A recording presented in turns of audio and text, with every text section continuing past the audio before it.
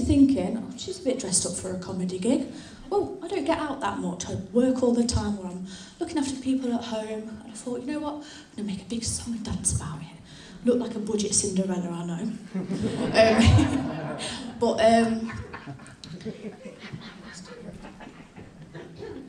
Just be glad I made an effort, because for the 8 weeks of these trainings, I've just come from work all sweaty and tired, like, oh, do I have to do this?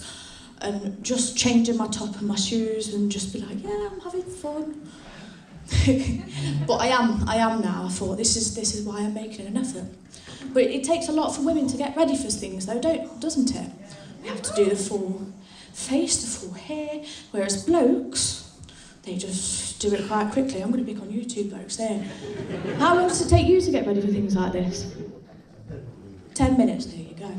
Whereas for women, it's more of a, more like you're making a meal. You've got your ingredients, your baking instructions, even, but the partners don't appreciate it though, do they? They're just happy with what you look and what you taste like.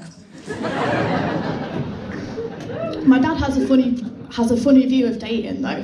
He seems to think that I'll meet Mr. Perfect in a supermarket one day, pushing the trolleys along, accidentally bump into them, and be like, yeah, can you take me for a drink? It doesn't work like that, does it? No, in my look, I'm just wandering to the middle aisle, root around, found a weird-looking spanner, or some weirdo looking at me with a reduced chainsaw, licking his lips, knowing that I'm next. We'll stick with supermarkets, actually, because we kind of pick partners out like we're shopping for food.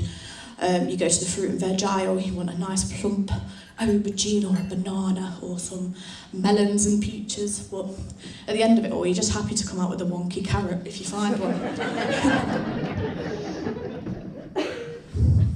We'll go back to the fruit and veg, actually, because, like I say, women, it takes a lot for us to we have to make ourselves look like a fruit, kind of. We have to shave away all the fuzzy bits. There's a lot around supermarkets and dating, because if people ask, oh, are you on the market? As in, are you looking for somebody? You kind of go, well, I'm not on the market, no, I'm not standing there going, 5 for £1. I'm sorry, I'm just looking at the notes all the time. But yeah, we'll go another way to dating. Although my dad's idea is a little bit better than online dating though, because you'll spend weeks and weeks talking to somebody, being like, oh, telling them about your ambitions, what you want to do when you kind of like grow up or grow old.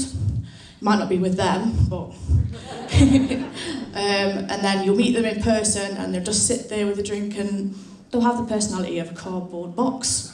It's like, well, what's the point in me messaging you then? It's just a waste of time. A bit like a scratch card. You're enticed by the really big jackpot, you scratch away all the other bits, but in the end you're just quite happy to get the money that you paid the scratch card for. My dad's not the only one with an outdated opinion though. My nan seems to think that the way I express myself is not to her taste, shall we say. She's very stuck in her days of, you know, being a lady, the man has to do everything, and I kind of ignore her because she was on husband number 3, so I'm like, not listening to you. But no, she says that my tattoos and piercings are, she puts it in the way of, back in her day, they were for criminals, sailors and prostitutes. And it took me a while to kind of let that sit in. And I was like, you know what, I kind of identified with those. Because criminals, well, where do you think I got all this jewellery from? Sailors, I've dealt with a lot of seamen in my time. And prostitutes, well, I'll leave you all with that one.